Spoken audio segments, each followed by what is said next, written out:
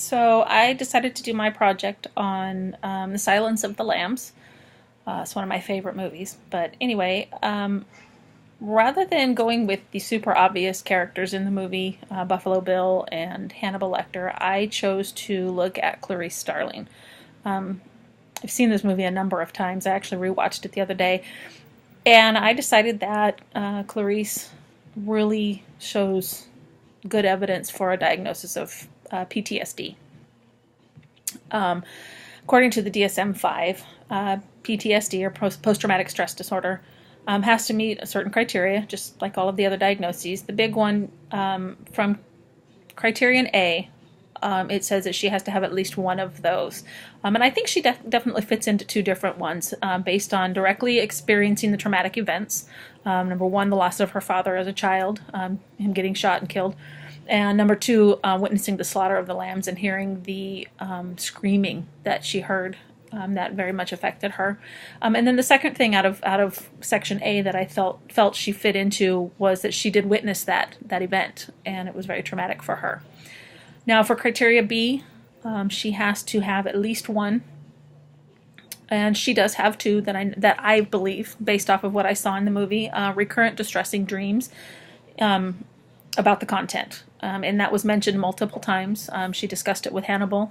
And I want to say she discussed it, if I can remember correctly, with her FBI mentor fella. Can't remember his name at the moment. And then the second one was recurrent involuntary and intrusive distressing memories of the traumatic event, which she did have as she was talking with Lecter. It was obviously very distressing to her, and she talked about how she wished she could sleep and that the screaming would stop. And that was an ongoing kind of theme between her and Dr. Lecter through the movie. Out of criteria C, I believe she only needed one of those criteria. And this one I had a little trouble with, but not too much. It's avoidance of or efforts to avoid, distressing memories, thoughts, or feelings about or closely associated with the traumatic event. And I do think that she made a concerted effort to not have any thoughts about it as much as possible. And that the evidence for me was when she was talking with Lecter, and he really did not want, he kept pushing and pushing, and she was really making a strong effort to not talk about it.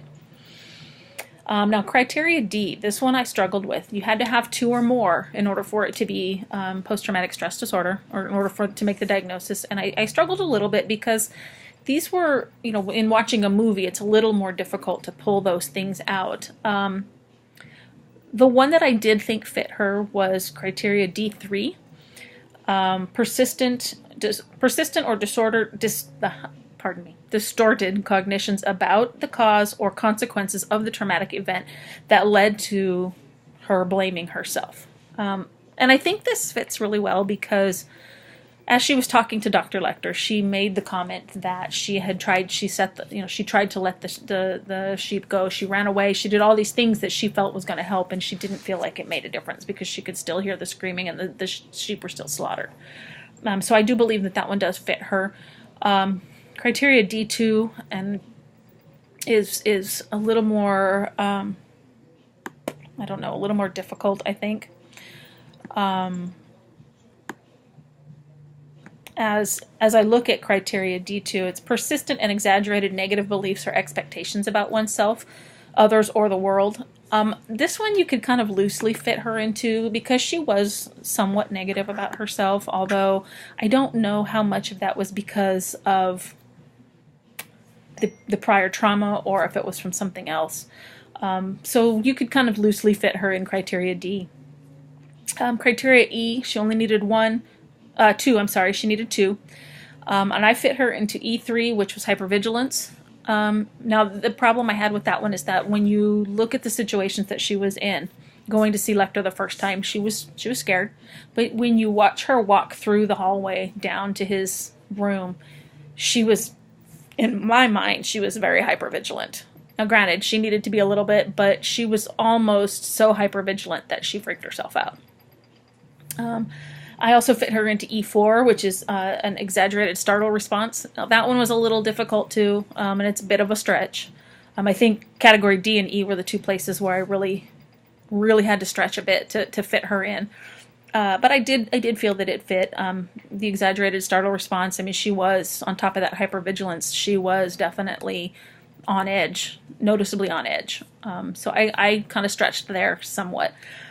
In category F, this was more of a positive. The duration of the disturbance was more than 1 month. Well, clearly it happened when she was 8 or 9 years old, and now she's an adult, so clearly it's been more than 1 month for her.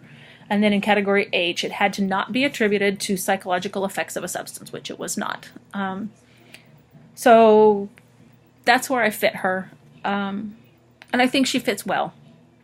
The only other place I could really comfortably put her would be under the diagnosis of adjustment disorder.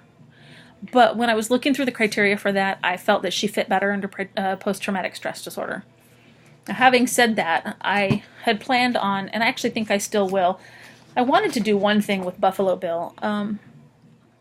Instead of going with the obvious type stuff, the antisocial personality disorders or the sociopath or the psychopath or all of that, I looked a little deeper into him.